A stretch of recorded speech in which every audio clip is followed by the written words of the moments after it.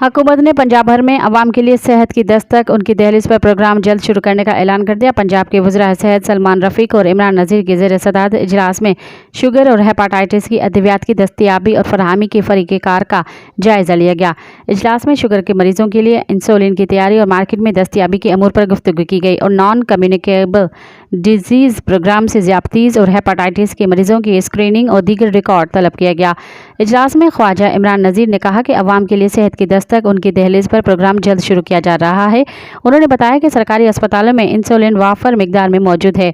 Insulin, sugar और hepatitis की अद्वियात मरीजों के घरों में पहुंचाने का मैकेनिज्म वाज़ेह कर लिया गया है, जबकि अल्ट्रासाउंड की सहूलत भी मरीजों के घरों तक फराहम करने का फैसला किया है।